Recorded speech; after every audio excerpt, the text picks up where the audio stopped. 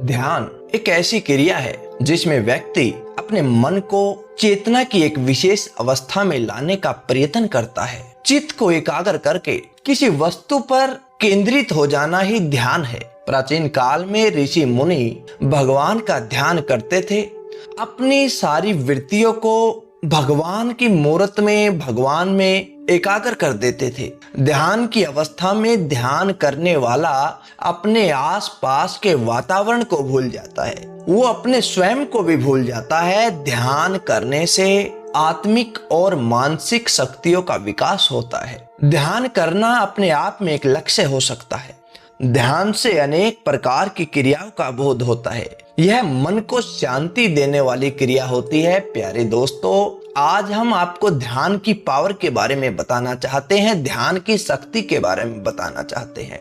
जिसने भी ध्यान किया इस संसार में उसकी प्रसिद्धि हुई, प्रकृति भी उसका साथ देती है। आज हम आपको इस वीडियो में बताएंगे कि ध्यान करने से हमारा क्या फायदा होता है और किसने ध्यान किया और इस संसार में उसका कैसे नाम हुआ। ये बात है आज से लगभग 2500 साल पहले की। चाइना में एक बहुत पुराने संत पैदा हुए, उनका नाम था लाओ त्सु। लाओ त्सु की गिनती अपने समय के सबसे समझदार और बुद्धिमान लोगों में की जाती थी। लाओ त्सु अपने समय के महान संत थे। यहाँ तक कि चीन के जो सम्राट थे वे भी उनके पास सलाह लेने के लिए आया करते थे, क्योंकि लाओ त्सु की बुद्धिमानी के सैकड़ों प्रसिद्ध उदाहरण थे। अनेक बार उन्होंने अपनी बुद्धिमानी का परिचय दिया। वो ध्यान करते थे और ध्यान की वजह से उनकी बुद्धि इतनी तीव्र हो गई थी, इतनी तीक्ष्ण हो गई थी कि बड़ी से बड़ी मुश्किल का वो आराम से हल निकाल लेते थे। उनका बड़ा मान सम्मान होता था, पूरा चाइना उनको इज्जत कर देता था। पूरे चाइना में एक बार कुछ ऐसी ही घटना हो गई कि एक बार सम्राट के दरबार में एक व्यापारी आया जिसके पास 2 फूल थे। उसने सम्राट के सामने एक शर्त रखी कि अगर सम्राट इन फूलों को पहचान ले कि इन 2 फूलों में से कौन सा असली फूल है और कौन सा नकली, तो ये दोनों फूल सम्राट को वो भेंट कर देगा और साथ ही जितनी उसकी संपत्ति है उसका आधा हिस्सा भी वह सम्राट को दे देगा। अब सम्राट ने ये शर्त तो मान ली, किंतु साथ ही उसने शर्त में ये बता दिया अगर सम्राट इन फूलों को नहीं पहचान पाते तो उतना ही धन सम्राट को उस व्यापारी को देना पड़ेगा। अब सम्राट के सामने वे दोनों फूल लाए गए और जो असली था और जो नकली था वे दोनों सम्राट के सामने कुछ दूरी पर रख दिए। सम्राट उन्हें छूकर नहीं देख सकता था, केवल दूर से देखकर उन्हें पहचानना था कि कौन सा असली है और कौन सा नकली। लेकिन बनाने वाले ने क्या कमाल की कारीगरी की थी। उन दोनों में फर्क करना बहुत बड़ी बात थी, बहुत मुश्किल काम था। ऐसा लगता था कि शायद ये असंभव कार्य है, क्योंकि वो दोनों में देखने में बिल्कुल एक जैसे थे। जैसा असली फूल था कारीगर ने वैसा ही नकली फूल भी बनाया था। कारीगर की इस कारीगरी से सम्राट बेहद खुश हो गए। उसने व्यापारी से कहा कि मैं तुम्हारे इन फूलों को तो ढूंढ दूंगा, किंतु मैं उस कारीगर से भी मिलना चाहता हूं जिसने ऐसी कुशल कारीगरी की है, इतना बारीकी से इस फूल पर काम किया है, क्योंकि ऐसा कारीगर कोई आम कारीगर नहीं होगा। अब सम्राट उन दोनों फूलों में से असली फूल ढूंढने की कोशिश करने लगा, किंतु वो मिल नहीं पाया।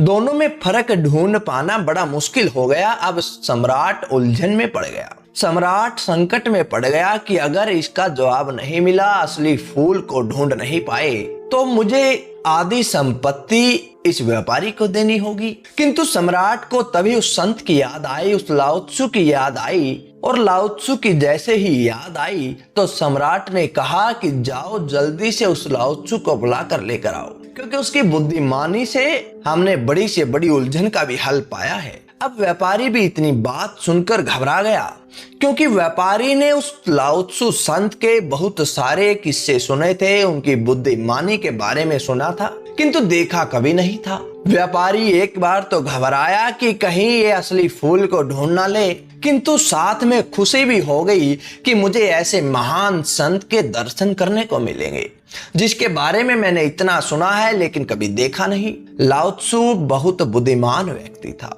हर रोज ध्यान के कारण, ध्यान की वजह से उसमें इतना बल हो गया, इतनी पावर हो गई कि कुदरत भी उसके अधीन हो गई थी। अब संदेश वाहक लाओ त्सु को बुलाने के लिए जाता है और जाकर उससे कहता है कि सम्राट एक दुविधा में फंस गए हैं, और दुविधा भी ऐसी है कि दो फूलों में पहचान करनी है कि कौन सा असली है कौन सा नकली है, लेकिन सम्राट पहचान नहीं पा रहे। लाओ त्सु इतनी बात सुनकर सम्राट के दरबार में पहुंचे। लाओ त्सु ने उन दोनों फूलों को बड़े ध्यान से देखा, उनमें फर्क पहचानने का प्रयास किया, लेकिन लाओ त्सु भी दुविधा में पड़ गए क्योंकि कारीगर ने ऐसी कारीगरी कर रखी थी कि वो कोई भी फर्क उनमें नजर नहीं आ रहा।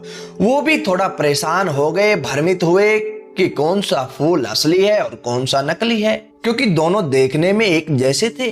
अंतर करना बहुत बड़ी बात थी, बहुत मुश्किल काम था। फिर भी लाओ त्सु ने उस व्यापारी से कहा कि मुझे थोड़ा सा समय दे दीजिए। अब लाओ त्सु उस दरबार में टहलने लग गए और दरबार के दीवार पर एक खिड़की लगी हुई थी। अब लाओ त्सु टहलते हुए दरबार की खिड़की तक गए और उन्होंने उस खिड़की को खोल दिया, क्योंकि बुद्धिमानी, प्रकृति और मेडिटेशन, ध्यान की वजह से उनकी बुद्धि इतनी तेज हो गई थी, वे कुछ न कुछ हल तो जरूर निकाल रहे थे। अब जैसे ही उन्होंने उस खिड़की को खोला तो थोड़ी देर में एक मधुमक्खी उड़ती हुई आई और वो जाकर उन दोनों फूलों में से एक फूल के ऊपर बैठ गई। जब लाओ त्सु ने उस मक्खी को उड़ता हुआ देखा, उस बारीकी को ढूंढा, तो उनके चेहरे पर मुस्कुराहट आ गई। अब उनकी चेहरे पर जो मुस्कुराहट आई उसको देखकर सम्राट भी समझ गए कि लाओ त्सु ने इस प्रश्न का हल ढूंढ लिया है, असली फूल को पहचान लिया है। लाओ त्सु ने कहा कि व्यापारी जी, जो आपके बाएं हाथ में ये फूल है वो असली है और दाएं हाथ में जो फूल है वो नकली है। अब इतनी बात सुनकर वो व्यापारी भी हैरान हो गया, क्योंकि वह कभी कभी बीच में ये भूल जाता था कि कौन सा फूल असली है और कौन सा नकली है। उसे खुद याद रखने में परेशानी होती थी।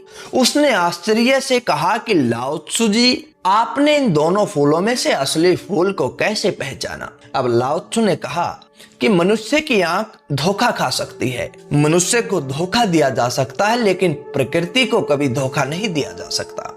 प्रकृति उस मालिक के अधीन चलती है और प्रकृति को मनुष्य नहीं चला सकता।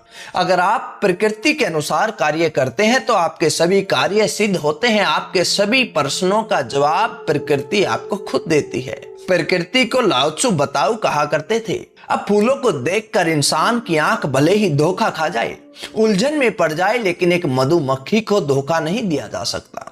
मधुमक्खी आकर हमेशा असली फूल पर बैठती है, तो मुझे पता लग गया कि ये फूल असली है और ये नकली है।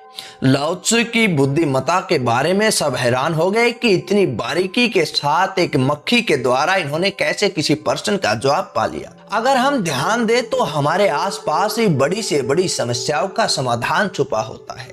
हम चाहें तो हम बड़ी से बड़ी उलझन को एक पल में खत्म कर सकते हैं, किंतु ध्यान तभी दिया जाएगा, उस बात पर एकाग्रता तभी बनेगी जब हम हर रोज ध्यान करते होंगे, जब हम हर रोज मेडिटेशन करते होंगे। किसी भी समस्या का समाधान ढूंढने के लिए हमें उस पर बारीकी से उस पर विचार विमर्श करना होगा, उसको अच्छे से समझना होगा। किंतु समझ कब आती है? समझ जब आती है जब हम ध्यान करते हैं। ध्यान में वो ताकत है जो हमें बड़े से बड़े समस्या का, बड़े से बड़ी उलझन का समाधान केवल चुटकियों में दे देती है। क्यों इतने बड़े संत महापुरुष घर परिवार छोड़कर, अपने गांव को छोड़कर ध्यान करने के लिए जंगल पहाड़ों में जाते हैं? इंसान की फितरत है कि वह हमेशा ज्यादा में ही जाता है, जहां पर उसे ज्यादा मिलेगा वह वही जाएगा। संत महापुरुषों को इस बात का पता है कि ध्यान करने से परमात्मा की प्राप्ति होगी, हमारी समस्या, हमारे सभी झगड़े खत्म हो जाएंगे, वहां पर ज्यादा मिलेगा।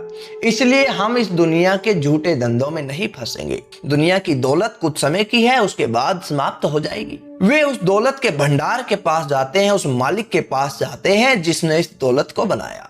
जिसने इस सृष्टि को बनाया, जिसने ये माया रची। तो प्यारे दोस्तों, आप समझ गए होंगे कि ध्यान की पावर कितनी है, ध्यान करने से हमारे क्या फायदे हो सकते हैं, एक व्यक्ति की कितनी प्रसिद्धि हो सकती है, ध्यान करने से हमारी सारी समस्या का समाधान मिल सकता है। तो प्यारे दोस्तों, कैसी लगी आपको यह आज की वीडियो?